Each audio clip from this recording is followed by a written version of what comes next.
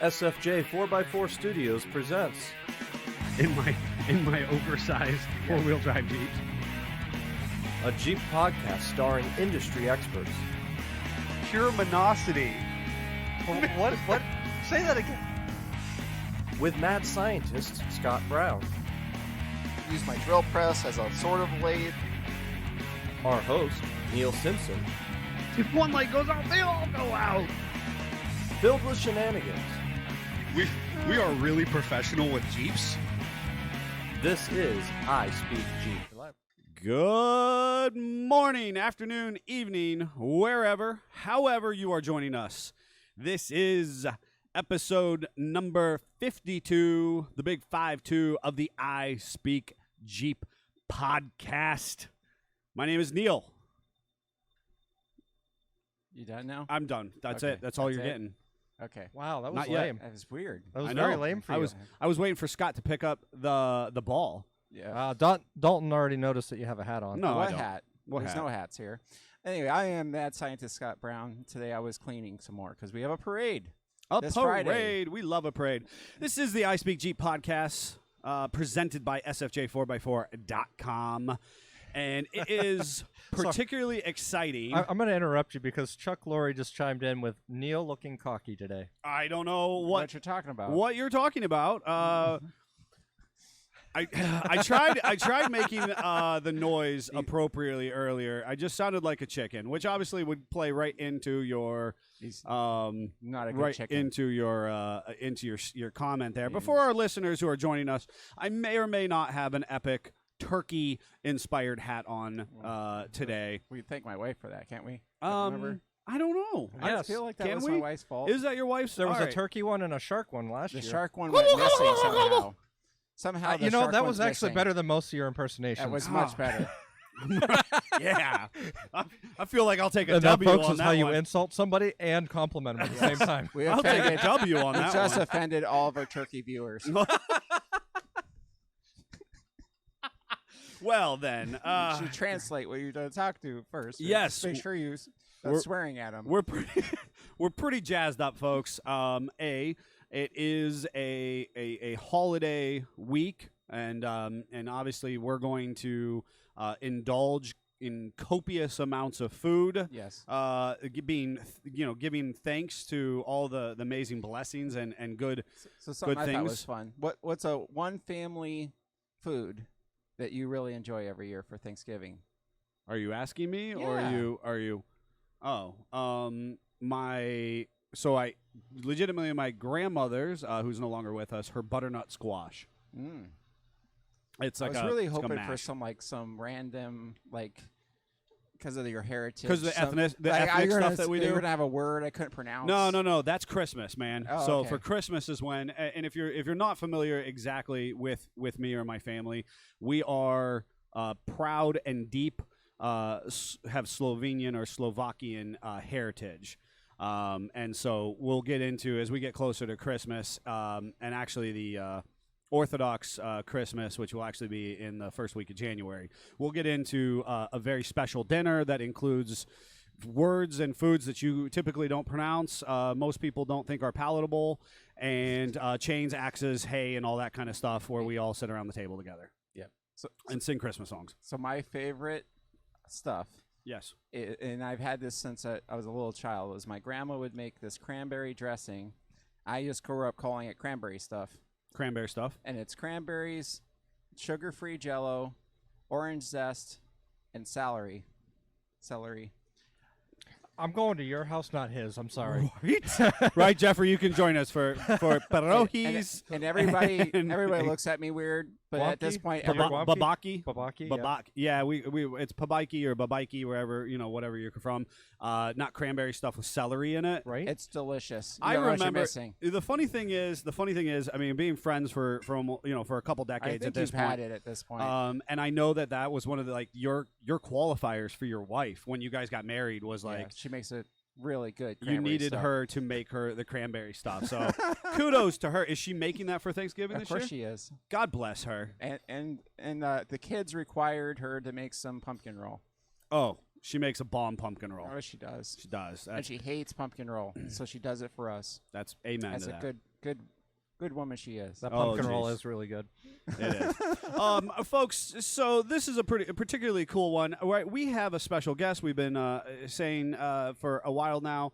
We have Rob Morgan of the DaddyJeep Garage YouTube channel. He is here in full accoutrement. Drove his big tow pig down in the snowstorm, so that's awesome. I'm a little jelly. It's spectacular, I wish my truck had more doors. Right, more doors. Cool drive line eventually. Yeah. Full wire. Interior is cool. Yep. The whole thing. Just as it should be. Just as it should be, right? Yes. Came down in the Arctic tundra, from one Arctic tundra to another, realistically. Yes. And so we're going to be talking about the DaddyJeep YouTube page. We'll also be talking a little about things that we are or are not thankful for in this past year. Where's the list? And then also, real quick, Ken chimes in. Hope you all have a happy Thanksgiving. Thank you, Ken. Happy Thanksgiving to you as well. We'll be just so everybody knows or cares. I'm a Macy Thanksgiving Day. Like, oh yeah. Oh my God. If you don't wave at Santa, you're not getting any presents. That's the truth.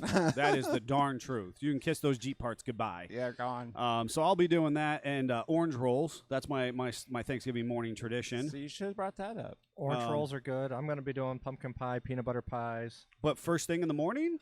Yeah, I got to make them. Dang. Oh. You're going to be in sugar coma by 7 o'clock. He's making them. I'm making them. Oh. For Thanksgiving dinner. Oh. We're going to be heading to my parents for that. So Nice. So yeah, we're going to be talking with Rob. We're going to be doing our thankful piece. Obviously, per usual, we might conversate a little bit about our weekend. If you are one of our international, national, southern, western, whatever listeners, you may or may not truly understand the gravity of the situation, but right now, national news is completely obsessed with the fact that there's a part of the country. We're on the news a couple times. Yes. There's literally the town next door to us, and then obviously Buffalo, New York, which is only about an hour and 45 minutes northish. I talked to my friend who lives in Buffalo. Oh yeah. This is a couple day old. But I was like, hey, so what are you up to? And he said 46 inches. Ooh. Last I knew, they were over 60 from somebody I know up there too. Everything, you don't go anywhere, you don't do anything but shovel. That's what you do. Shoveling. Just keep shoveling. Just keep shoveling. Just keep shoveling. The thing is, folks, if you're listening to us, we're not too bad here at this point. But man, the last week has been a doozy.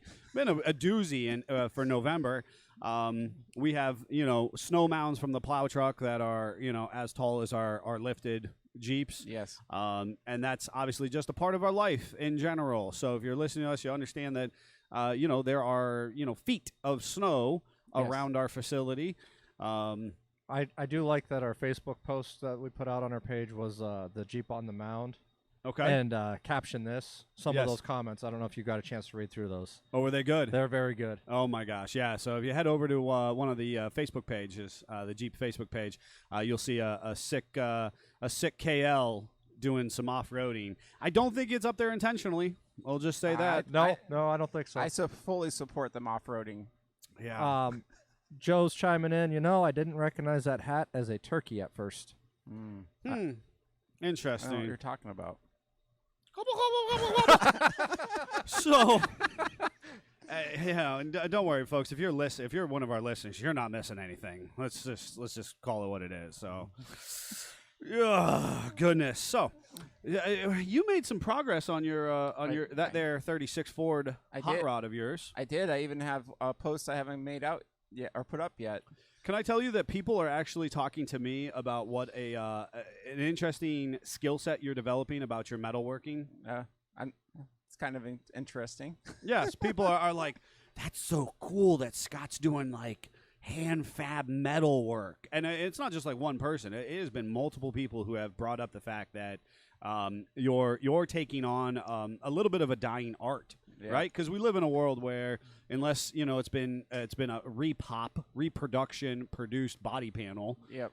People kind of struggle to do that type of work, and you're actually hand making parts. What's really funny is I keep asking on the groups like, "Hey, anybody found this part yet?" Or anybody can send me a picture. I should just stop doing that because it's very like this one. Finally, like 3 weeks later, somebody posted a picture, and you can see like tech screw at various angles for the people that are listening, and big, I mean, gaps that a beaver could get through the floorboard, and I'm like, That's not what you that's want. not what I want. I was hoping for like a stock picture because and. I am not building this car stock. That is important to say, but for some dumb reason, I can't help myself. If I take off a piece and it looks like a certain way, I'm going to do my darndest to make it look like that when it goes back in. So I am currently in my toe board area of where my, basically my foot goes. And there was a reinforcement that I had taken out and repaired, and I finally put that back in. And most people would have just stopped there. It tightened up the cowl like, wow. Nice. It's amazing how much structure that structure it gave to you. But the factory, there was literally 3 pieces of steel. There was a channel that ran from there all the way to the rear tires, and then there is the floor under that, and then you have your toe board, and then there was a reinforcement that ran from the front of the cowl all the way back to the front body mount. Mm-hmm. And so I started making that last night. So I'm going to have 3 pieces of steel. Oh, boy. And that means all the shapes that I created for the piece below that have to be mirrored. Right. They all have to sandwich nicely together, it sounds nicely together. So I am in the midst of doing that. I did get the toe board welded in. Like I said, that really made a big difference. And I made a piece that had a gap. I created that last night, welded that in, and started on this new piece. But it's not quite where I'm happy yet. So I got some pictures in wait, and I will take some more as I figure out how I'm making this piece. And then I got to make cowl feet or body mount pieces. You have to make cow feet? Cow feet. Cow feet. That's what I heard. I heard it. And it looks like it has a horseshoe around the bolt. And I'm really trying to figure out how I'm going to make that. This is like farm day on the podcast. It is. I'm just doing farm animals. So just nope. Nope. No, don't do. Oh, okay, my bad. Resist. I feel like my child's 2 again, and we're doing farm animal sounds. I gotta focus. As you should.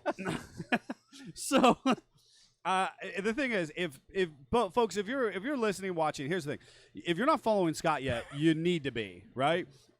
So, go over to my Instagram. Head over to his Instagram, 36 Ford Crazy. 36 Ford Crazy, or follow him on his Facebook. We've done Jeep stuff. We do Jeep stuff. We post about it.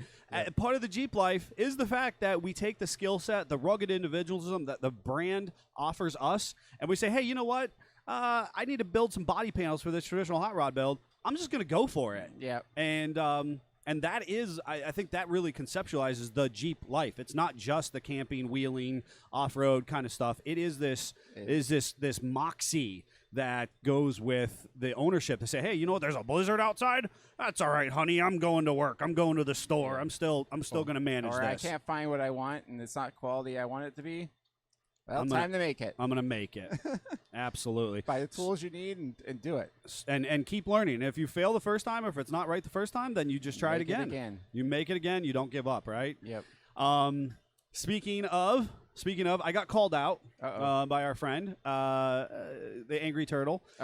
He wants his Jeep. I need to help him out in that regard. But the owner of the Angry Turtle has been, as some people, faithful friend over many years. I saw pictures. I was like, man, I like Neil, but I don't know if I like him that much. You were working on the house? He was. Were you shoveling the snow out of it? We absolutely were. Yeah. So we So I try to reach out to I saw snow up to the top of 40s. We did, right? So I'm just going to set the scene a little bit, right? Again, it's been blizzarding. There's literally feet of snow that has come down. If you're unaware, it's been drifting in a big open field. Well, here, I think we have a couple pictures. Well, and I'm just going to continue to set that stage. You can bring the pictures up, but for those who haven't seen them yet, I do have a picture on here that is special just for the podcast viewers.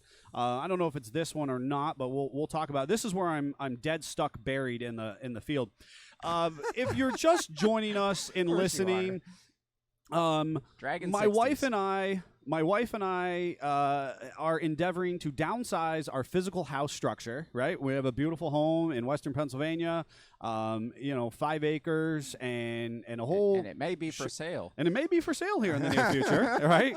And my wife and I, in that pursuit of rugged individualism, are just like, hey, you know what? We're going to hand build our house. So...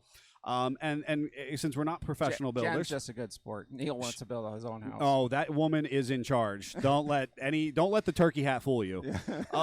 As she should be. Right. So it's just nice of them to think that we're in charge. that's right. Thank They just you, let honey. us. They just let us believe that. So we went ahead and we're hand building this house together as a board by board piece. And we started with what's called a camp shack.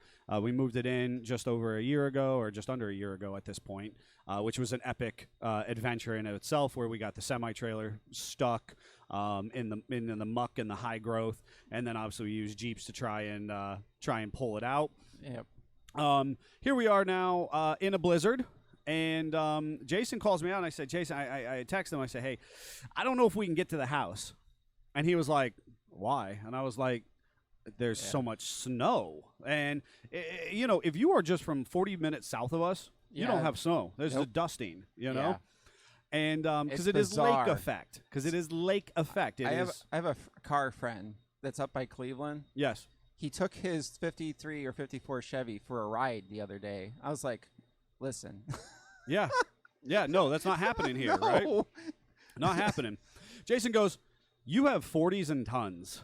Like, That was you a have call no out. excuse. And that was He called me out. Yeah, Yeah, he did. he did.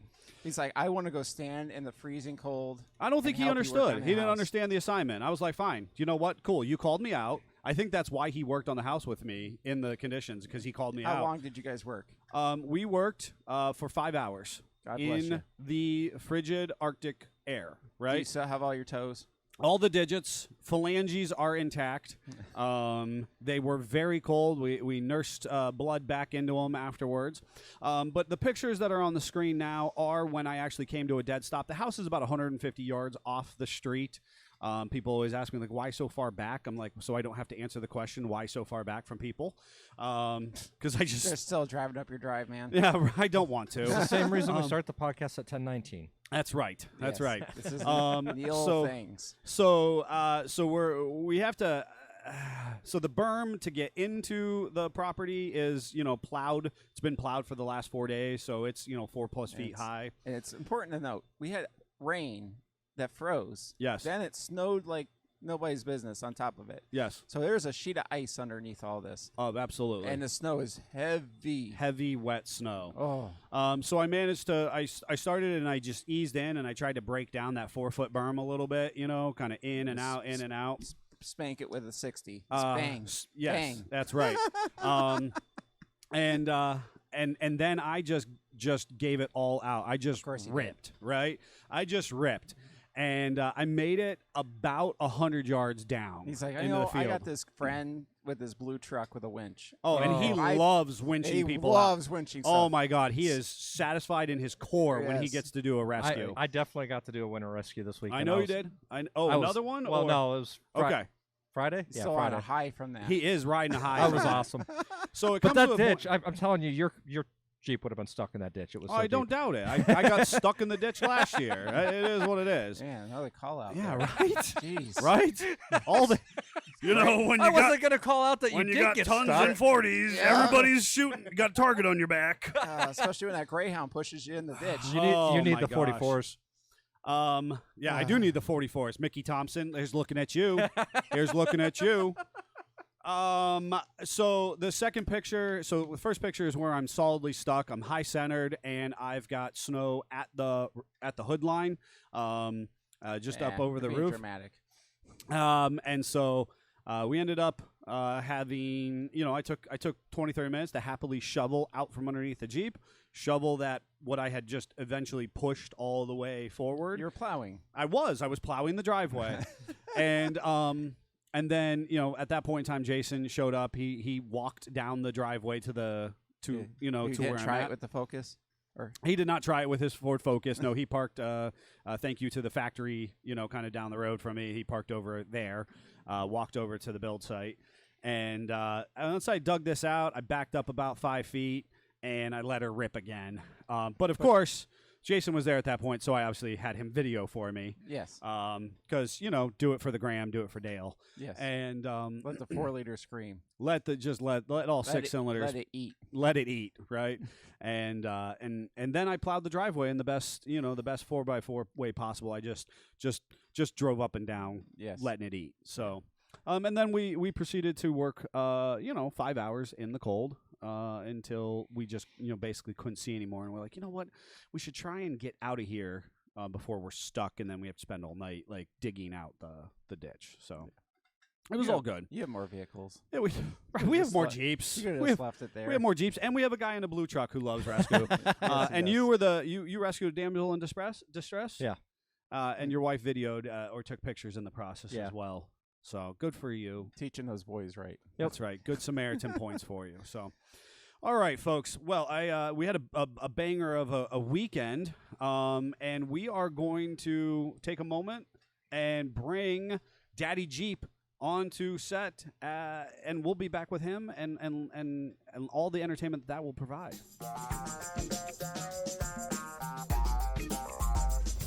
Ooh, the music's still going. There we go. It fades off. You know what the good news is? Because I heard the transition music, and I thought, I've seen some movies with, daddy stuff and that music before, and I'm just thinking, where was Jeff going with that? But fortunately, he revealed to us that his 8-year-old picked that transition music. 9-year-old. Nine. Excuse me. 9-year-old picked That's that important transition at those music. ages. It is. Own that. Own that. Sorry. So the 9-year-old picked the music. So thank you to Xander, the Italian Stallion's son, for picking our transition music. But joining us, hello, sir. Hello, from guys. the Daddy Jeep Garage YouTube You're channel. jealous of his shirt, aren't you? I am. Let's real talk here. I saw those shirts come out a while ago, kind of the Hawaiian print, and you could get custom made shirts and whatnot. And I said we were going to get those as our show shirts. All right, Scott. Show shirts, right? To go to all of our events and display and be present and all that stuff. And then I saw a couple close acquaintances start getting them, and I am so jealous. So jealous. As you should be. And the only thing that would make that better would be a fanny pack. No. And I promise we will have fanny packs and Hawaiian shirts next summer for the show season. Just so mark my words right now. I'm here for the Hawaiian shirt. And the best part is, for those of you who can't see, palm trees, though, those of you who can't see the current video, not only is this like a Hawaii-inspired fun floral print, but it actually has Rob's Jeep on it. Yes. And his graphic logo. Yep. For his YouTube channel, and that is so epic. That is so epic. This has become my new favorite shirt by far. It's my favorite shirt at this point. Who can blame you? No, for sure. So, I have so many questions. I am so interested in what you're doing. Do you have your elevator pitch ready? Do you have hey, this is who I am and this is what I'm doing? No, I generally just wing it. Okay. Sounds perfectly fine to me. Sounds perfectly good. That's exactly how Scott gets every day. Scott puts on his 2 shoes and I'm going to wing it today. Well, and that's why our show notes is just an outline. There is literally no scripts on there. That's a good outline, though. It's appropriate. Because I know that you're just going to wing it anyway, so I don't bother. Huh. Interesting. So how'd you get started? How did you get started in what you're doing? I've wanted a Jeep since I was a little tiny kid. Reading four-wheeler magazines like all of us have. I still have every one of them I've ever bought, I believe, in a chest in my shop. Totally, as you should. Yeah, exactly. Reference. Absolutely. Yep. Those are encyclopedic references over the last 20, 30 years. If you don't have a pile of Jeep and four-wheeler magazines beside your bed, I don't know what you're doing. Nope, doing it wrong. You're not a real off-road guy. No. That's right. So I finally bought my Jeep back in 1999, before we even had kids. So my Jeep's been part of my family longer than my kids have. Awesome. What is your Jeep? Just set the stage here. I believe it's the same as your first Jeep, a 1987 YJ. Oh my goodness. Oh boy. What's left of a 1987 My YJ. heart just skipped a beat. It did. If any of Neil's Jeeps got out alive, he'd still have it, but they don't make it out alive. Right. None of mine do. That's that's like a metaphor for my life, but that's okay. Use them up till there's nothing left. So it's an 87 YJ you buy in 99. That's correct. Okay, 6-cylinder at that time? Yeah, I had the 4.2, the wonderful 207 transfer case. BA10 Peugeot transmission. Thank you for... Nope, had the automatic. $9.99. Oh, it actually got worse. I wasn't ready. Yeah. Yep. I wasn't ready for it. There's somebody So going, it was, what's a 207? So we have if those of you are not aware, so the precursor to the 4.0 6-cylinder that we all know and love that ran for just about 20 years, just under. Prior to that was the 258 straight six transmission. When 87 came around, we upchurched that and we called it a 4.2 because obviously we're so bougie. Metric. We had gone metric at that point because of our Italian and Eastern European influences. No. At that point in time, Big Daddy Chrysler was courting a number of Italian companies, one of which was Peugeot at the time. And I think they were just more desperate at that time. Well, they were folding. Really, they had just bought a lame duck of a brand. And we have vehicles that need parts. Yes. Well, you sell them at a discounted rate. Yeah, so they put a dog of a smogged out engine, transmission, and a terrible transfer case combination, which is that 207 that we called into contention.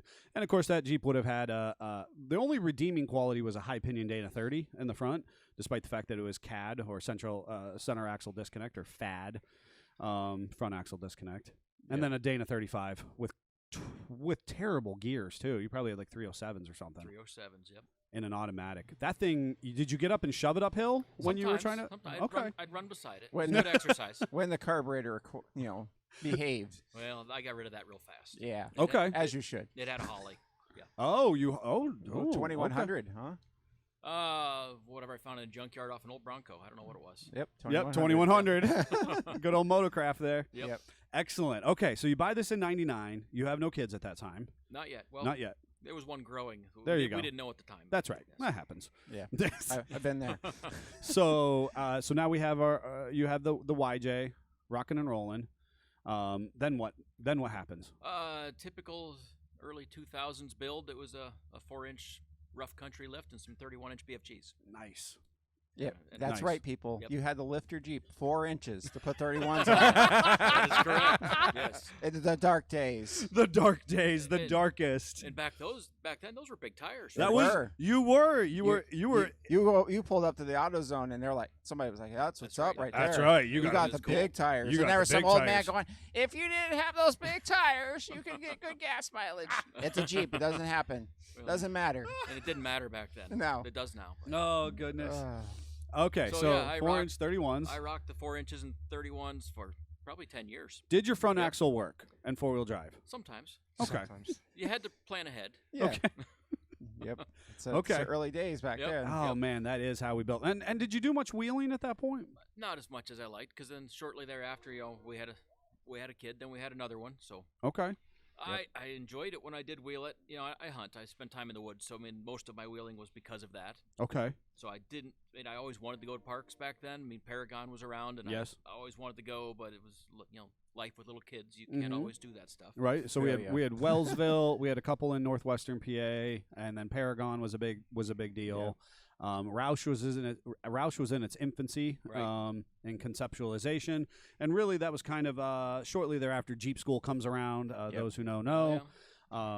What I love, and one of the reasons why I follow from afar your whole concept is as an individual who has been in love with the Jeep and 4x4 community since that time or arguably longer, you have all of the foundational building blocks that made the industry what it is now, the success of the industry that it is.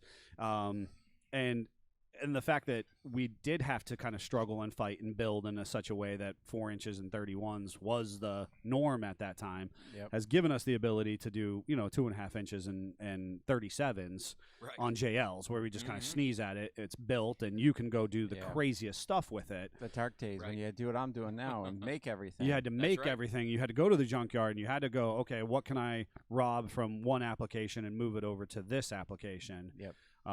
And so there's a handful of old school builders, yourself and another guy named Tom that I just from our area that I just love. Again, living vicariously through the stuff you're still building, and in the manner in which you are building it. Because I fixed my Jeep in Tom's garage 2 weekends ago. Oh, did you? That's awesome. As you should, right? That's awesome. I didn't realize that. Yeah. I didn't. It's always fun when Tom comes up. He's like, "What you got laying around that I can scavenge?" Yes. What can I repurpose and rebuild and the like? He's like, I'm looking for a piece of steel with a little bit of this shape to it. And I'm like, hey, let's go back and look. Let's go figure this out, right? Because that's what we had to do at one point in time. Yeah. You know. Yep. So how long does it live on 4 inches and 31s? Well, until that transmission we spoke of earlier failed. Okay. Well, that was a good life for the transmission. Yeah, it did well. I never had any real complaints Give about that it. a good Viking send off there because Right. that served you well. Yeah. Right. So it was about 10 years when the transmission failed. I was actually with a bunch of Jeep Jamboree guys taking Boy Scouts up on a ride. Were you running And, Pitt Bradford? I've never actually done the Penn Jamboree. Woods?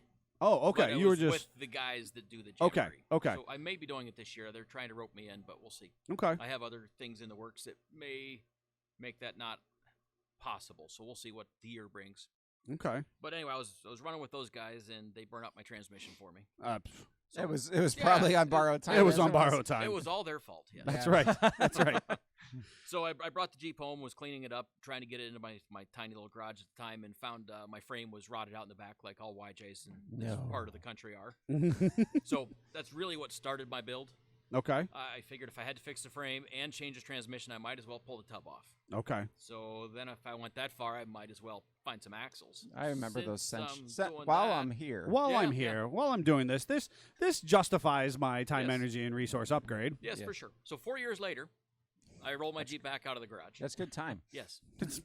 Beat me, as far as I'm concerned. You beat me on Yeah. on Chuck Norris. So Well, again, it was difficult times. You guys are closer to that now than back when I was. My kids were small and in everything. We did Cub Scouts and soccer and Little Yep. League baseball, and time in the shop was Yes. Yep. not an easy commodity. Yeah, do borrowed by all all, means. all my Right. time in the shop's between 9 p.m. and midnight. That's Yes, right. That's correct.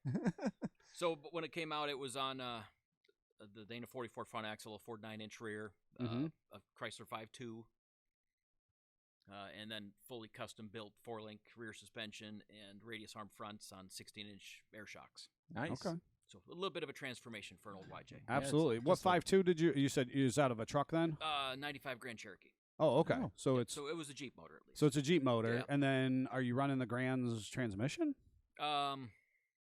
What did I have back then? Yeah, I did have the same. Pulled the Grand's trans over just for the Right. time being. Yep. Yeah. And a really long transmission, so a very short rear drive shaft. Yes. Yes. Boy, I For sure. feel that in my soul. Yes. But I did stretch the wheelbase to 102 inches during the build, so I could have some drive shaft. Yes. Absolutely. As you should. Yeah. Yes. Well, that didn't have a choice. Yeah, I was just say you didn't have a choice. No, there Otherwise, was you're not much option. you there. just put the transfer case right into the axle Yes. itself. Yes. So the engine I actually let my local Votech kids build. Okay. That's So cool. I thought it was nice to give them a project and get a motor built for free. So that- Okay. I drove That's a win-win. Yeah, how long did it last for you? I drove it 3 times. I was gonna say my sister years ago. My sister let the Votech do fenders on a Jeep about 15 years ago. It lasted about a winter, so I'm good for the Votech. yeah. They need to learn. Yep. I'm here for that, but it's not. They're not longitudinal projects. No, and Chrysler rebuild kits are not cheap, so it was a $1,000 mistake. Oh. And it was really my own fault because I noticed when I got the motor back, they put in a grade 5 bolt in one of the head bolts. Ooh. Should have been my first clue. Yeah. Like, it's an off-road Jeep. It'll be fine. I'll run it. I could have just flipped it over and pulled the pan and double-checked things and retorqued the crank, but I did not. So, Yeah. so one of the Live and learn. one of the nuts fell off one of the rod ends. Oh, So dear. the rod bearing opened up and it snagged the one beside it and sent Oh. things out through the side of the block. Oh, Bay dear. window. Your Yes. Renovation. Yes, when I pulled the pan, there was just chunks everywhere. Yep. So that was the end of the 5.2. Yeah, to say the least. So what took its place? I had a 5.7 throttle body motor in the corner of the shop sitting on a stand. So Okay. it was 94, 95 motor. No idea how many miles are on it. No idea what condition it is, but Meh. it still works. That's a 5.7. Yeah. I mean, it's So glorified small blocks, 350 of the 70. So yeah, a little better with the throttle body. I would never go back to a carburetor ever again. Well, even back with my 4.2, I ultimately put the Howell system on it. Oh, okay. Which was a huge upgrade. Yes. Interesting. Yep. I don't know that many people still around who did the Howells on the 4.2, so that's exciting to know somebody. Of course, there wasn't much. There was no option Yeah. otherwise. No. And you could, you other than propane, you were better than the Carter. 100%. Oh yeah. I was so obsessed over the propane conversions in my 4.2 at It will that time. run upside down. Yep. Well, there was the Mopar option back then as well. There was. There was. Yep. I remember drooling on For that. a brief second. Yep. Right? 2 Yeah, seconds. not for very long. No. I mean, that's what the mothership does. She offers and then she takes away pretty And quickly. of course, that was Scott. It was like, well, I can do that myself. Oh God. Yeah. Mm-mm. No. That's It's still- foolish, that's still Scott. me. We talked about that earlier today. But, so behind the old 5.7 motor, I put a 79 turbo 350 transmission, Okay. and then Classic choice. and then a 241C transfer case. Okay. So this combination is never designed to go together. Nope. So I had to build my own adapter between the transmission and transfer case, Nice. which was a lot of fun because I enjoy that. I don't like buying parts and bolting them on. I like problems. I can see why you hang out with Tom. Yes, exactly. Right. So everything I do is revolving around problems and challenges. So I built my own adapter, and for the foreseeable future, I had giant puddles of transmission fluid underneath my Jeep. As you should. As it should. Yes. So actually this year, and I do have a video on my YouTube channel about it, which gets very little traction because nobody builds things like this anymore. I actually took a adapter from a 4L60E to a 241, and I cut it down, and I had it machined flat, welded together, so I built a much better adapter. Okay. And I don't have leaks anymore. Oh, It's amazing. go figure. Craziness. Well, the other part of that is I was talking with Eric from EMS Off-Road. I don't know if you guys know him or not, but he not runs sure. a campground at AOAA. Okay. So we were talking around the fire the one night about my perpetual transmission leaks.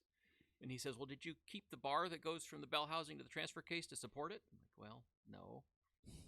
Because, again, my non-standard application, that factory support bar wouldn't have fit. Mhm. Yeah. And I Right. never thought that was part of my problem. So I also, when I built the new adapter, I built 2 of those, one on each side.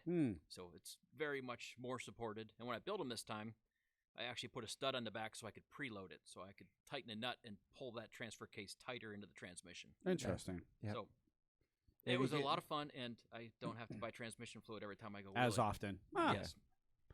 Wow. If and it's then- not leaking, it's empty then. That's a weird concept Yeah. for Jeeps. Here, I pulled up the picture you gave us of your Jeep. Yeah, there's So Daddy Jeep. That's The viewers can actually see it. I'll block Scott with it. Yeah, right that's there, right perfect. over Scott. Yes. As yeah, you should. that's fine. That's fine. That was lower anthracite at AOAA during the off-road field trip last year. Okay. So what size tires are you on this picture? Currently, that's a 40-inch Nitto. Nice. Okay. Yep, I picked those up used up in Rochester. Mm-hmm. Worth the drive for a cheap 40-inch tire, because I don't know if you guys are aware that they're not cheap to buy They're 40-inch tires. They're not cheap. Not cheap. Not cheap at all. But man, life is so much better with them. I'll let you know when I step up to 42s here in a few weeks. I just think you got flexed on, Neil. Yeah, you I did. did. Wow. I did. And yes, Well. my Dana 44 is going to love the 42. I was gonna say. So you're still mixed. running. Now it's a HD 44. Is it 8-lug or is it 5-lug still? No, it's a 5-lug radius arm Bronco axle. Assuming I bought it out of somebody else's project. Okay. Did the parts that the radius arms go on? Is it those cast? Are they parts? cast? They are cast. Yeah. Or are they So- welded on? No, I can't just cut them off. Yep, it's a 79 axle then. Yes. Yeah. Which is fine because I have big boy axles that I need to build. Mm. That happens. I've broken stub shafts on that Dana 44, I think 8 times now in the last year and a half, 2 years. Chrome So Wally. they are chromoly. Oh. He's hanging out with Tom, remember? Yes. That's just a challenge. So and just for me, the Jeep life and the Jeep perspective is not just about the actual, the primary rig, but it's kind of the peripheral stuff that kind of goes with the life, right? So both the vehicles and the lifestyle that kind of comes with it. So to kind of continue to put that bigger picture together, at this point in time, you have this wicked cool, I'm super jelly over your tow pig. It's a crew cab, square body Chevy, got the old school like farmer's cap on it. It's got a mild lift, or at least it's just it's sitting up where exactly it should be. It's like 30s, 31s on it. 33s. 33s? So Yeah, it's just you such a big truck. Sneeze at those and put 33s on. Yeah, it's such a big truck, I you did know. have to trim the fenders. Just okay. Meh. I mean, it's got beautiful patina. It's got beautiful looks to it. It's just so cool. The driveline is what? The 454 Turbo 400. That's a It's monster. a thirsty old motor. I'll pull up that picture too. So just showing my truck, Chevy truck nerdness. Is it a 3+3 then? It is the 3+3, yes, and it was the Silverado package, so it had all the fancy stuff, Nice. which is power windows and air big. conditioning. Ooh. That's all the fancy stuff. Wow. That's fancy enough. Yeah. And then you have your crawler hauler, which you built, and you showcased on your YouTube channel as well. Yeah, I love that thing. I had so far I have 11 videos on my YouTube channel on that crawler hauler build, which was it was a 5-year build, but really in the last year and a half, most of it happened because of usual things with life. Mm-hmm. But it's a lightweight crawler hauler to, even though I tow with a 1-ton, I didn't want a ton of weight on that thing, so I built that to be extremely light and provide exactly what I need at an off-road park: a bed and a shower, Okay. Nice. and a toilet for the wife when she does go. Sure. She's not a big fan of those little plastic boxes. Okay. I don't Sounds blame fine. her. So yes, if I want my wife to go with me, I have to make some amenities for her. So. Sure. So you built the crawler hauler to kind of specifically fit your Jeep as it is currently, right? Is your Jeep in yes. its primary rendition? You don't see yourself changing wheelbase or anything else on it? I will be changing wheelbase very soon. Okay. And will it So- fit on the crawler hauler then at that point? We'll talk about that later. Okay. I think it will. To be determined. I want to stretch it about another 10 inches to get a 112-inch wheelbase. I don't think you have 10 more inches on that trailer. The 10 inches are going to put the back tires on the Dove. They'll be on the Dove. And I don't like that. A lot of people tow on Doves. I don't. I would much rather have it on a flat deck. Sounds like the trailer needs a 10-inch section too. I already stretched that trailer 7 feet. So, Oh, boy. so I do have about 10 inches between the front bumper and the camper too. So I have a little bit of room there. But And are you with your addition of 10 inches? Are you moving the front axle forward?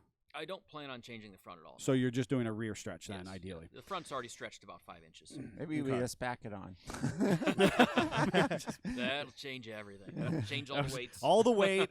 He's calculated everything down I to can tell. exactly how he Yep. needs it, right? Oh yes, for sure. Well, I Um, do have a wheel chock bolted to the deck, so the weight's consistent. Every time I load it, I know where to put it, Nice. and so I don't excellent. drive through the back wall of my camper, of course. That's too. right. I mean, we have a number As you of should. our customers who travel in and visit us, and they come in and they boondock in our parking lot, and either they're in buses, bus crawler haulers, or RVs with a trailer, or then a crawler hauler like you have. Right. And I think that's part of the Jeep life. I love that kind of stuff. That how am I not only what is my Jeep, how is it built, but how am I gonna get out there? Right. And so whether you're pulling an adventure trailer, or whether you are driving the Jeep as the adventure vehicle, or you are, in your RV or truck, tow rig, whatever it might be. I mean, that's as cool to me as the vehicles themselves are, That and- was the camper shell that's on my truck now. That was my previous place where I camped in the back of the truck. So I actually insulated that. Okay. It's got an inner skin and it's all packed with foam, so Nice. it's pretty comfortable in the back of the truck if need be. And that's, honestly what my sister did years ago. She had a Power Stroke 6.0,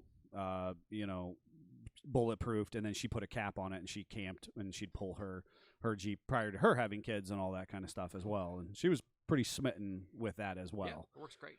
Absolutely. So how did you? When do you think you really get into wheeling? When did the build roll out of the garage? Because obviously we owned the Jeep in '99. You had life happens. So we're 10 years. So we're Well, I tell you, the Are other you thing 5 that- years ago? Are you 6 years ago? Are you? trying to do the math, but the other thing that really led to all of that, aside from breaking it and having to fix things, was Sure. the internet came around, Okay. and I saw what all these guys out west were doing, and like, wow. So that's what really got the bug started and made Sure. me really want to take my wheeling to the next level. So again, I got it out of the shop 2015, 2016, I suppose, was after the build was completed. Sure. And I had issues, with the 5.2, so it took me a while. And prior to breaking the 5.2, I had wiring issues that plagued me for a year or so. Mm-hmm. I towed it to Bantam twice and never took it off the trailer because I couldn't make it run. Sure. So when I finally got it running, then the motor came apart. So I lost a couple more years there. So it was really, I don't know, where are we at? 26, probably 2017, 2018 when I really actually started wheeling that and taking it to the next level. That's awesome. And pushing me to the next level. So and it's important to know, one of the things that kind of jumps out at me with you as I've gotten to know you better, in my brain, you are like philanthropically, if there's a wheeling event, you want to be there, it seems like, and Absolutely. not just from I've met a lot of people who are doing like social media stuff. You gotta. I meet a lot of people who do social media stuff, and some people are kind of not as sincere or genuine. You're very authentic. Like, you're there to wheel, and you're gonna do some social media while you're at it. You know what I mean? And yes, that's where it all started, really. Yes. So how do you? I mean, obviously, like I said, at this point in time, you're trail guiding at multiple places. You've integrated well into multiple clubs and groups to go to other local wheeling activities and events. How do you end up doing the social media thing? How do you get into the YouTube level? When do you pick up the camera? When do you pick up the camera? It's tough, especially my one buddy used to do a lot of my video work. He'd like to go with me and wheel, but then he got his own Jeep, so now it's harder. Yes.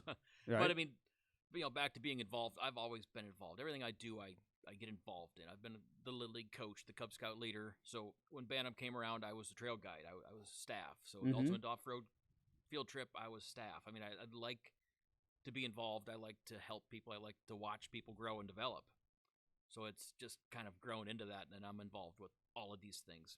Okay. So what really got the whole video thing going was I'm still a bit of a forum guy. I've been on the Jeep forums for decades. Oh, I'm sorry. So, yeah, there's a lot of things to learn from forums. People that have built things. There's a lot of good information. Oh, absolutely. Some of them you have to wade through a lot of less than desirable if things. you were not, here's my thing, right? And of course, you're starting around 99. We're cutting our teeth with the internet and the forums, right? Yep. So we learned how to behave on the forums.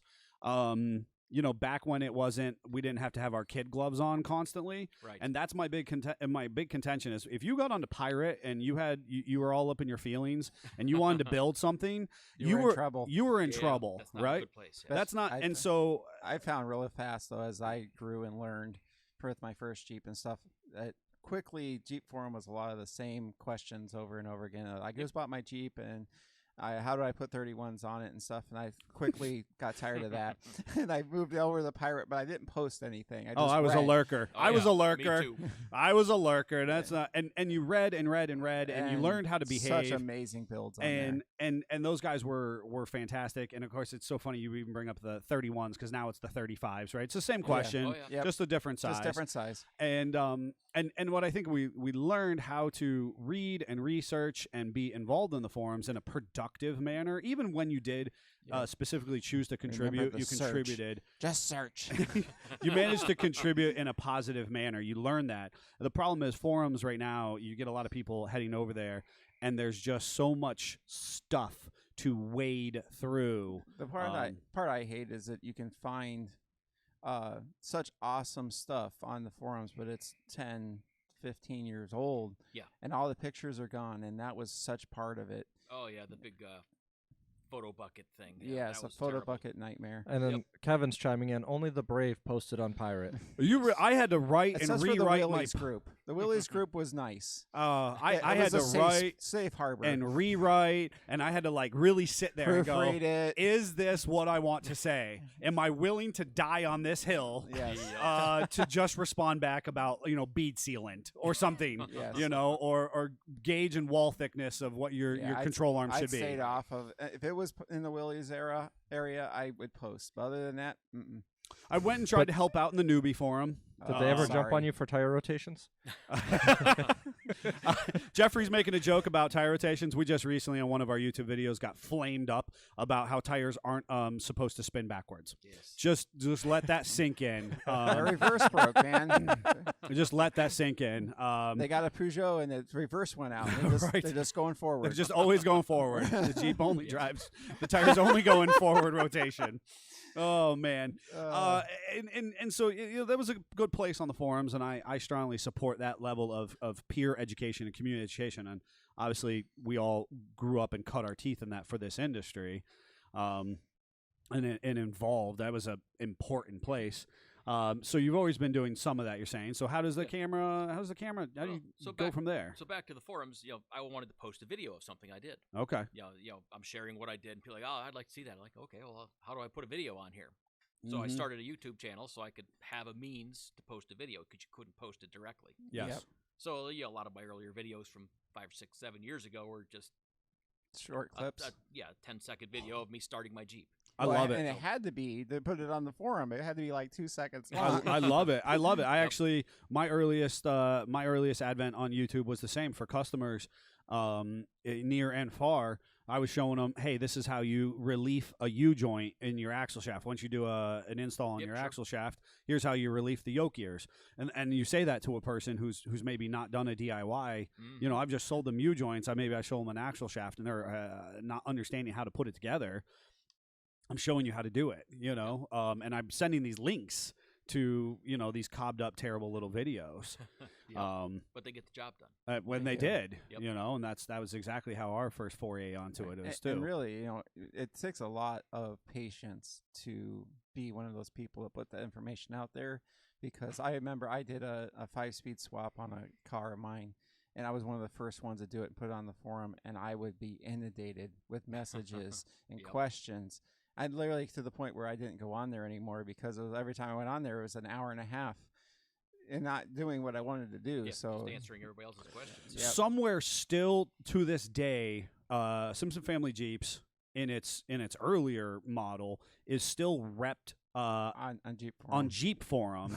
We don't quite know this, but we get a call or an email every once in a while for looking for used wiring harnesses.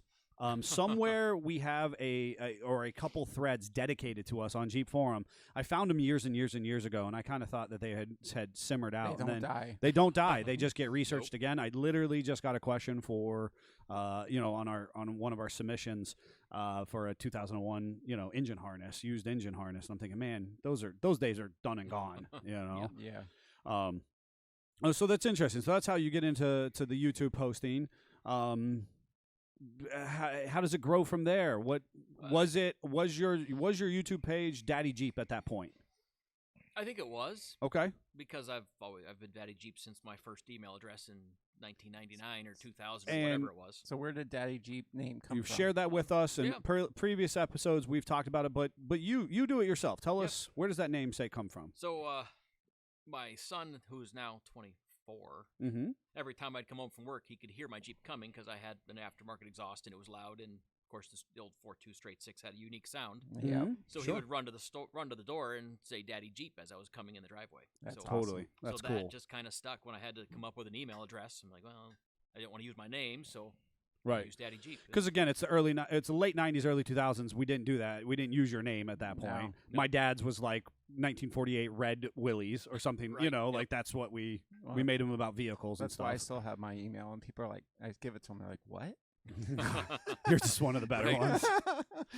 So that's where the Daddy Jeep comes from. So the likelihood is your YouTube was associated just off that email address. Well, my username on all the forums was Daddy Jeep. Okay. So that was anything online, I was Daddy Jeep. Okay. So I've been Daddy Jeep for 24 years now. So anything electronic has been that for a long time. That's cool. That's awesome. So that's why the YouTube is naturally that as well. Sure. And then, I wouldn't even watch YouTube hardly at all back when I first set that up 7 or 8 years ago. But then I see more and more, and I watch not Daddy Jeep. I watch Bleepin' Jeep, and he's been doing it for, 11 years now. And one of the first ones, really, to have a Jeep YouTube.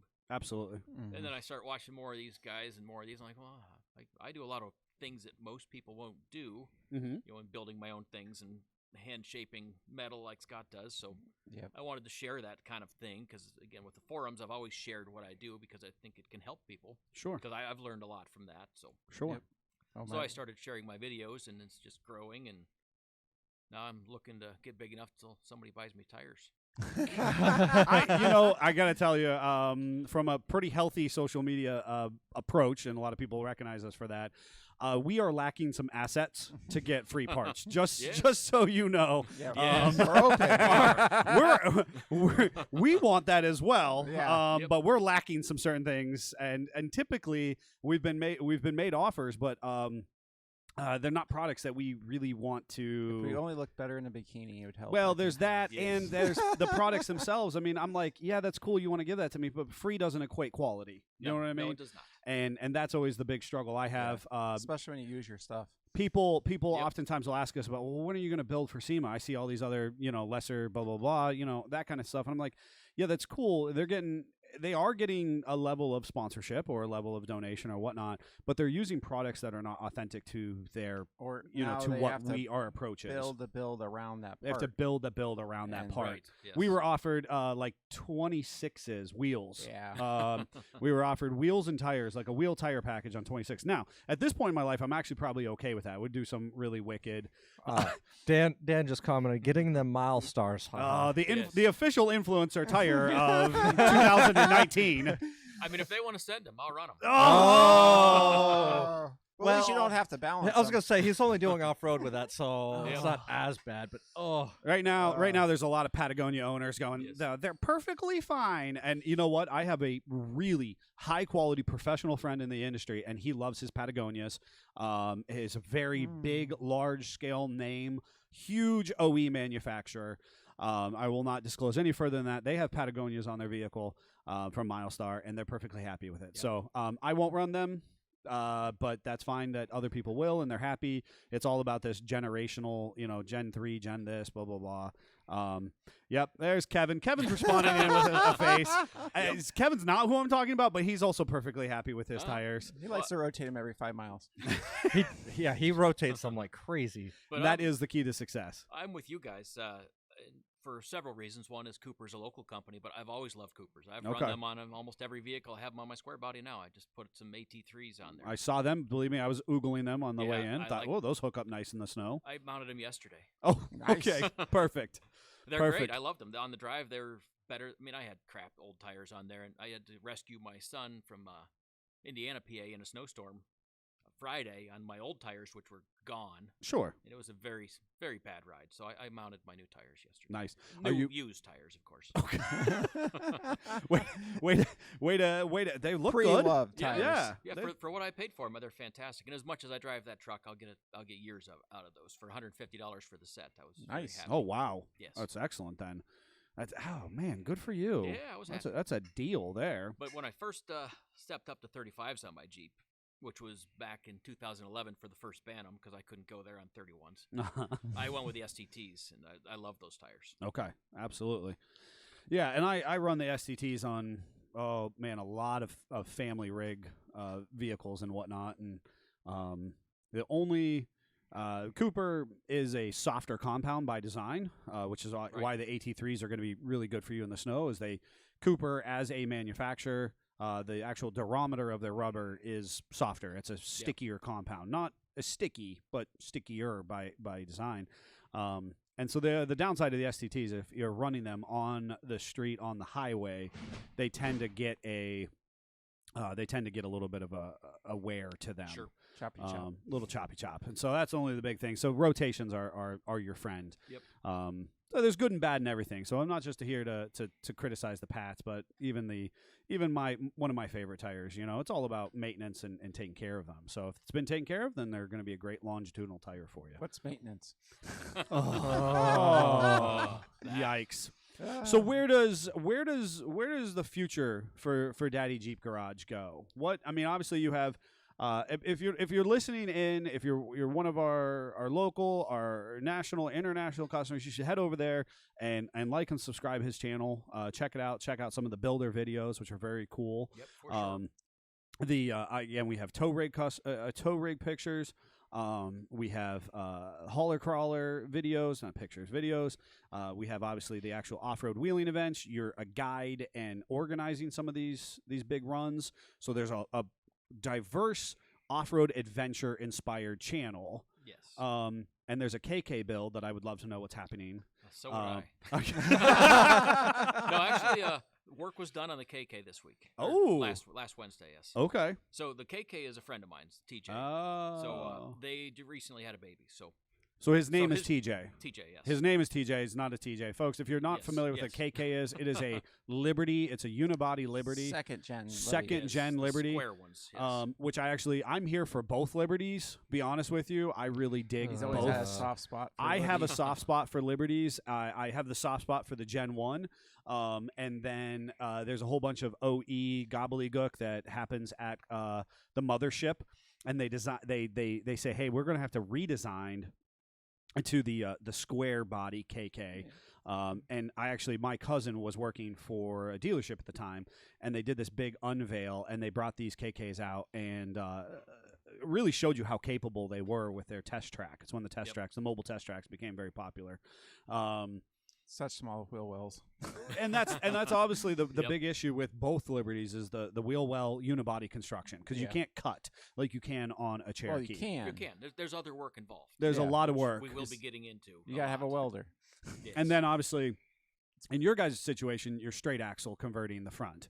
Is that correct? Super Duty's front and rear. Yes. Okay, so we're tonning the front and the rear in the KK. Yep. The big challenge with that, besides cutting the wheel opening, is then lift height. Center of gravity increases. We had a friend and startup employee of Simpson Family Jeeps who, on the service side, he had a first-gen build, and he had to be like 9 inches in the air for his straight axle conversion. Yeah. That's a lot. I mean, Cherokees back in the day, it was not unusual for us to get I had 10 inches. 10 inches. Yeah. But, listen to that, JL customers. And I was on 35s. Oh, yeah. I had 10 inches to clear 35s on my XJ. Gracious. Back in the day. Now you All can right, just so pretty much there's slap them on. No, my God, you sneeze and you got 37s. My wife's mall crawler. All right, so we have all this cool builder, adventure-inspired stuff. What's the future have in store besides the KK build and tons and all that kind of stuff? More of the same, I hope. I mean, I want, and to your point earlier, I love wheeling and I love events. I want to go to all the events. I want to go to Easter Jeep. I want to go to Great Smoky Mountain. I want to go to every Jeep event there is. Sure. So the more I can grow and maybe, God willing, someday actually make $1 or $2 off this YouTube thing, I can afford to do some more of these trips. Yes. Because, again, I tow with a truck that gets 8 miles a gallon empty. It's 6 miles a gallon towing. Yes. So, yeah, that's you got to make a couple dollars off the channel, to say the least. It's tough to justify, especially with gas the way it is. I mean, I was looking at Easter Jeep this year, and it would have cost me $3,000 in gas alone. Ugh. So I didn't go. Yeah. Right. But I really do want to go, and I have some ideas, some things I want to market to help grow some play money as well. So I have some Jeep products that I'm not going to talk about because they're not finished or finalized or not ready to go yet. So, we understand. But I'm trying to grow some things to provide more income for myself. Sure, to help further your enthusiasm, your passion. And I think that's really the big difference. And again, for being a professional within the industry for so long, I've crossed paths with a lot of people. And again, I'll continue to make that differentiation. There's years ago, I was at these events, and there would be some really well-established businesses, some startup businesses, some mid-level, some come-ups, some so on and so forth.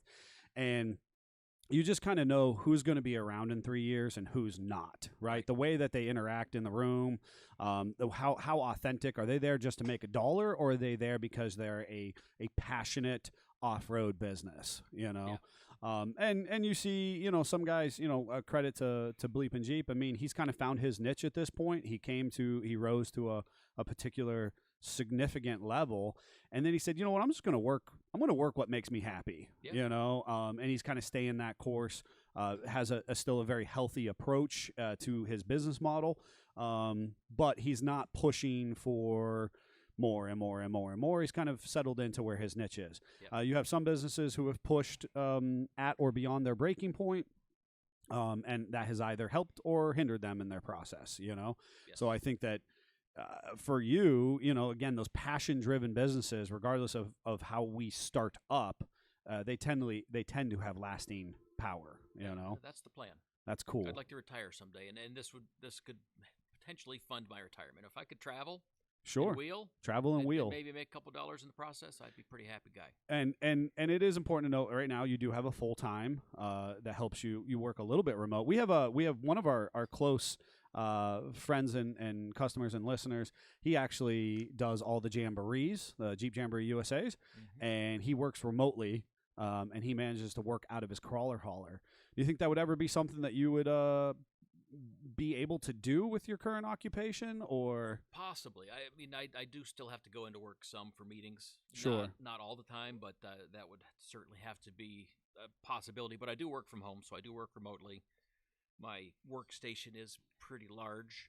Okay. So the computer I work on is pretty big, 'cause I'm a graphic designer. So I have designed some stuff for my crawler hauler to make that a possibility if need be. Because it would be great to, if I do go to Easter Jeep, if I could take a week to get there instead of driving 30 hours nonstop. Yep. If I could drive 4 or 5 hours a night, stay at a campsite, do my work the next day, and then drive 4 or 5 more hours. Absolutely. That is a possibility. No, that makes perfect sense. That's very cool. Well, like I said, folks, if you have not subscribed to his YouTube channel yet, you got to head over there. You got to see some of the stuff that some of the situations he's got himself into, some of the builds, some of the technical stuff. If you're into old school, where our industry came from, you're gonna feel right at home. If you're a kind of a newer JKJL outdoor enthusiast, you're gonna get an appreciation for the kind of the rugged aspect of how we build cool things to do what we do. And then obviously just all of the Jeep life, all the events that you could be going to, that you could be on the trail with Rob on. So, and speaking of Jeep life, I always like to ask, what is your craziest or your wildest story that you have from being out on the trails? Because I'm sure you've got some good ones. There's a lot. As far as the craziest or wildest, I try not to do too crazy a thing, but well, maybe it's something you've seen that you didn't do. But I do break a lot, so.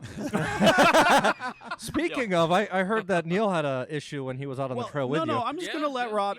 I want Rob to answer if he's comfortable or if he has anything. Otherwise, I will fill in here in a second. But what I really like about breaking out there is, as I like the challenge, I like absolutely. It's not just wheeling; it's now you've got a problem to solve. Now you have to figure out how to get your vehicle out or get it fixed. Right. Yeah, I broke a Tom's a couple weeks ago, as I mentioned. I actually broke a radius arm in half, which was a new one. Oh yeah, that's fine. So I. Oh my God! It's normal. That's another day. That's just another day. A radius arm just snaps in the middle. It's one of those things. I saw the carnage, and I looked at it and I thought, how does one do that? But, whatever. It's wheeling. We expect the unexpected. My radius arms aren't factory radius arms. Somebody stretched them. I bought them that way. Okay. So it wasn't my weld that failed, I'd like to point out. But okay, that's good. But it's my weld now that'll fail next time. But and I'll Bill, take credit for that. Bill's chiming in here and says, "Rock it, Rob." Awesome.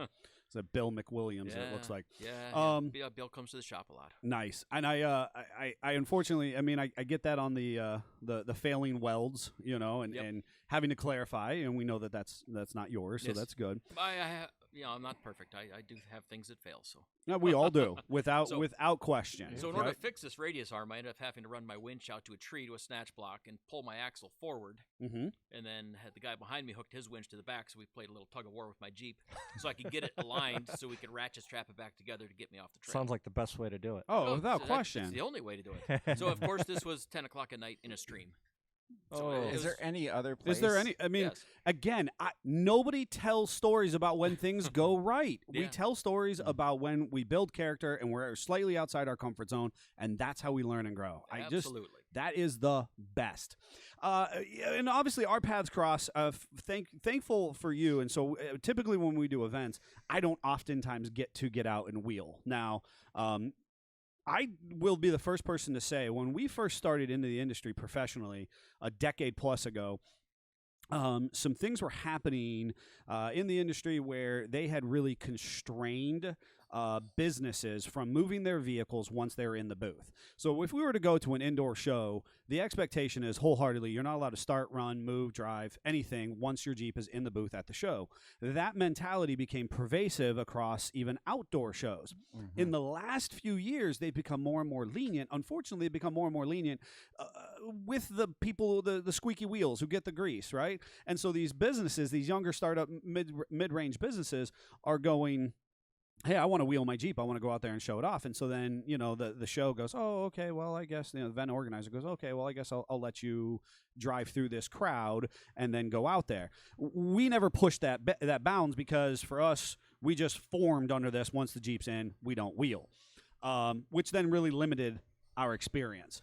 So those reins have been loosening over the last couple of years, and I've really been enjoying getting to wheel some of these properties that I've been attending for years and years and years. Yeah, some 10 years. Some of them 10 years, and I've never got to wheel at them, right? So we're at Bantam Trail Fest, which they call Bantam 2.0, and fortunately to you, you made sure that I was included on the last run of the day on the Black Trail. Yes. And we made sure that we got out there with another customer of ours and a couple people, and we got out there and we just got to have a nice time descending these big waterfall rock formations, you know. The black trails that are our property there really are nice trails. They're pretty aggressive. You know what? They're good trails, and what makes them different is that's a perception of fun, right? Because I've been in some precarious positions. Going uphill is a lot harder than going downhill. I actually saw a big contentious conversation on one of the bigger off-roading groups this weekend where they had to call into contention going up rock ledges and perspectives because people they're critical. It's hard going uphill. Going downhill, a lot of damage can happen because of speed. You can just fall. Yes. But, There's that gravity. gravity helps you along the way. And so the black trails at Bantam 2.0 are actually really fun so long as you have a big enough tire and ground clearance and so on and so forth. And Chuck, who I believe was with you guys, is saying, "Burn it down." So Chuck is bringing up the fact that one of the descents. I don't know who the spotter was. He did a nice job, and he was like, "Here I come." I'm kind of meandering down this rock formation, and he's like, "Hey, I'm gonna bounce the Jeep. So follow my spotting." And I was like, "I don't know. That sounds good. Bounce the Jeep. I'm here for that." And he lined me up in such a way, and I come down, and the suspension kind of loads and unloads, and then boom, I'm down in this big. Granted, the skid sliders, belly, armor, all that hits, but everything's copacetic. But in that process, he goes, I see a spark. I think I see fire." And I was like, "No, I'm okay." He's like, "No, I saw it." And we decided to move a little more. And he's like, "There it is again." And I can hear this crackly poppy, and I'm thinking, meh. Nah, that's fine. There's nothing to see here. And we kind of try to get out of the way of the next guy who's, sliding down this rock embankment. And we get kind of precariously on this side-angled hill, and it's sitting there running, and Davey falls out of the seat. The Savage falls out of the Jeep, and he's got the camera on, and I pop the hood. And the battery hold down on my Jeep was a rubber, nice heavy-duty battery hold down. Not that heavy. Not that heavy. Not that heavy duty. It was properly secured, and the bouncing action unsecured it. So at that point in time, the posts, which I actually have side-mounted posts on purpose, so that in the event of a off-camber or rollover situation, the battery wouldn't come up and weld itself to the hood. But what was actually happening was now the battery hold down, the actual threaded rod that would hold the rubber hold down had broken and was grounding itself from the hot positive terminal to the metal battery tray itself. Everyone should underhood weld once in a while. And was welding itself arky-sparky, kind of in this nice, manner, in which case we're creating a dead short electrical fire under the hood. For other people, this might be a problem, might be concerning, but for me, hey. You've burned enough Jeeps down. I've been on enough vehicles that have been on fire. His own is important to know. It's important to know. I don't understand that. But yes, because I don't drive all that many pieces of junk. I do prefer pieces of junk. You don't? But all right. Anyways, I want to thank. Don't break down. That's all I'm saying. I want to thank Rob because on the trail, those problem-solving aspects that he wanted to do, that's right. We were able to produce some duct tape, which allowed me to tape off this threaded rod piece off to my air conditioning line. As you should. And then Rob produced there's my ratchet strap. Tchotchke little ratchet strap, which is perfectly 36 inches in length. It's definitely bigger than Scott's recovery strap. Oh, it's definitely more His tree robust saver. and bigger than his recovery strap. It's not the right color, strap. though. If it was purple, it would be better. And Rob produced this ratchet strap, which then we took and ratchet strapped the battery back down to my Jeep, and was wonderfully holding my battery down on my Jeep literally up until today. So I'm going to bequeath and return this to you. This trail fix is done, and I'm going to have to fix it professionally now.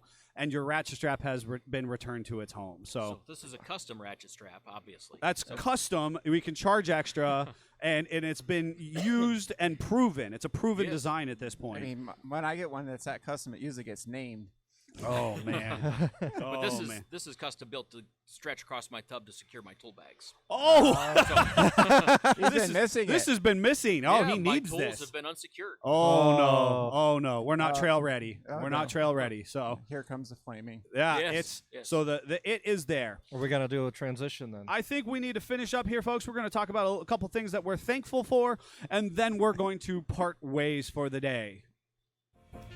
With Thanksgiving just around the corner, here at SFJ 4x4, we have a lot to be thankful about. It's now time for Thank You Cards.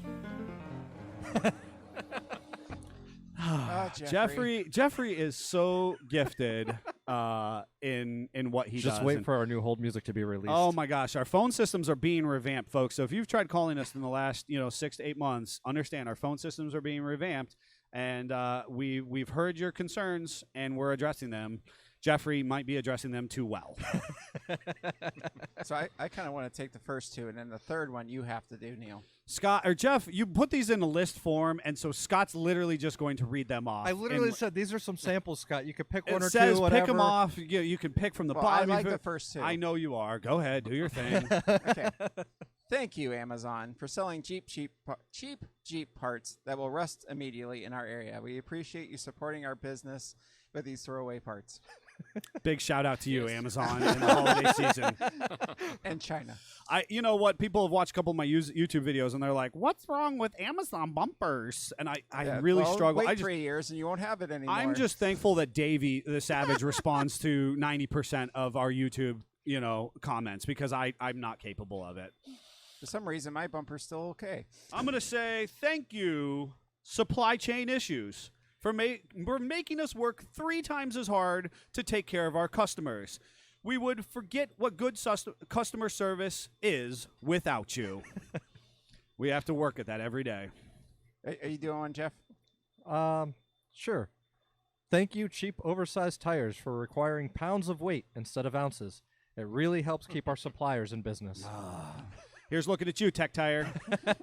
Tech Tire will be joining us on a future podcast to talk about tire technology. Here's one from my soul. Thank you, Daylight Savings Times, for making us believe it's midnight when we leave work at 5:30. It's very helpful messing with my sleep schedule. Who likes sunshine? Oh, cleaning off the Jeeps and in the dark. You get here in the dark. You leave in the dark. Thank God I got rigid headlights. Oh my. Oh my. You know what? I feel like the last one is actually mine. Yeah, Jeff. Well, I don't know say, about but this. I didn't know if Rob wanted to read one. There was actually, if he wanted to join us on or this make one up why not? Improv. So that is the third from the bottom is there. And the second one still. Scott said he was going to take the second one, and he didn't go for it. So I guess I get the third from the bottom. I was looking at another one. The large box store. It feels like it's kind of up your alley, honestly, from the... Scott, read the second one while you're at it, because you were so geeked up on it.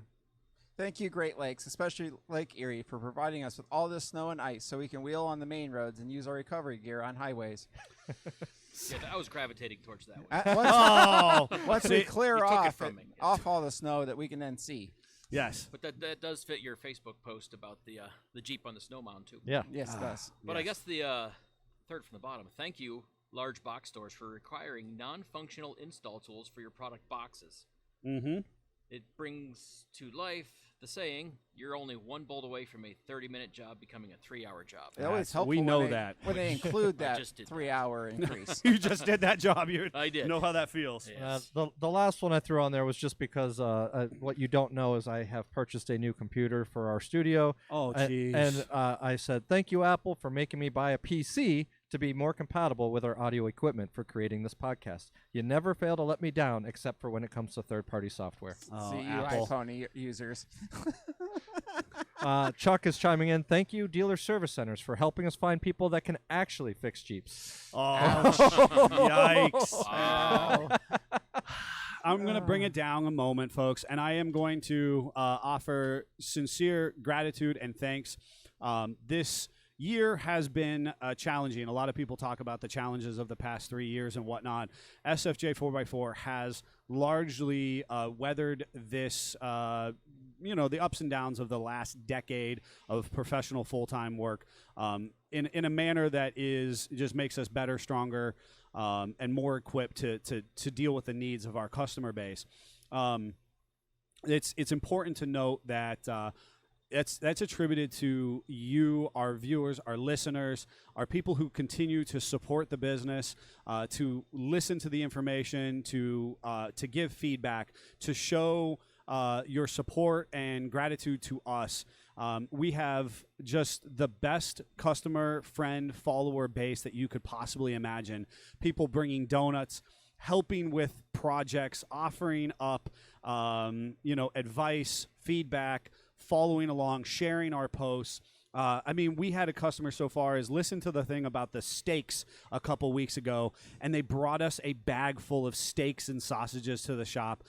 Just how cool are you guys who make up our base? And so we thank you for spreading that message. We thank you for supporting our business. And continuing to bring that special recipe that is SFJ 4x4 out to the Jeep off-road and auto community. So here's looking at you. We thank you so much for your continued support. We have a few more episodes left in this season, and then we're going to take a 2-week break. We're going to put out some content just for our listeners on their favorite streaming platforms. So if you are on iTunes, Spotify, Google Cast, so on and so forth, make sure you head over there and get some of our bonus content while we're on break here at our service facility and in the podcast studio ourselves. And folks, if you haven't, make sure you head over to Daddy Jeep Garage on YouTube, like and subscribe, check out his cool stuff. He's probably got, I know he's got some gear in the works that you can probably buy some merch, get some cool stickers. Yeah, some really cool stickers. And you'll see we've got him putting some of the stickers on our lifts, making them better, faster, stronger. They can lift more weight and more stable now. You can also head over to sfj4x4.com, grab yourself one of our cool podcast stickers itself for $4.19. It'll be a fun gag gift for somebody who has no idea. Jeep person in your world, send it to them. They can get hooked up with us. Get over there and get yourself a fanny pack. Why don't you have that already? You got to be a cool kid. Get yourself a fanny pack. Instead, get an I Speak Jeep T-shirt. Oh, that too. In your It's favorite an Jeep option. color. Yes. In your favorite Jeep Green color. preferred. But Oh, Blue Jeep Crew, he just threw down. Yeah, he did. Wow. Rob, thank you so much for joining us. It was an absolute pleasure. Hey, love seeing No, what had you're a great doing. time. Real quick, too, some of the upcoming episodes, we do have the 12 Days of Jeep Miss, Jeep Holiday Gifts. Those are going to be coming up here. And also, once again, obviously, we wish you all a happy and safe Thanksgiving. On Friday, November 26th, we invite all Jeepers to join us at Simpson Family Jeeps for Conneaut, Ohio's annual Christmas parade. The meetup time starts at 4 p.m. at our shop, located 324 Orange Street. You will have some time to decorate your Jeep for the parade prior to lineup. Typically, we have between 30 and 40 Jeeps in the parade. Love to see even more. Absolutely. Last year, we had giant inflatable snowmen and Santas.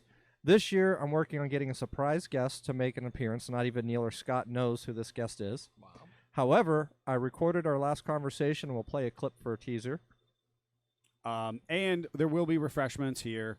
So, and, plenty of time to tell stories about what you have or haven't done in your Jeep. But what would I wear? All right. So we hope to see you all there. Jim Carrey will be joining us, folks. Yes. And I see Adam saying, when is the parade? The parade is Friday, this coming Friday, Black Friday. It actually steps off post time of the meetup here at the shop. So it's kind of like you come as you please between 4 and 6. As 6 gets closer, that's closer to step off time. So, you don't have to show up at 3:30. Really, nobody's going to be here, so don't do that. But show up, at 4 o'clock or so. We're going to have snacks. We'll be, sharing the good, season's greetings, the thankfulness. We'll be recovering from our food comas. And what's more fun than zip tying lights on your Jeep in the dark, in the cold, in our parking lot? That sounds perfect to Sounds me. wonderful. All right, Jeep family. I hope you enjoyed this, the 52nd episode of the I Speak Jeep podcast. You're going to find this on your favorite streaming platform by Wednesday, on YouTube by Friday. Big continued shout out to Rob from DaddyJeep Garage. Get over there and subscribe already. Follow him. Check out his cool stuff. Until then, Jeep family, Jeep on. Jeep on. Jeep on. Gobble, gobble, gobble.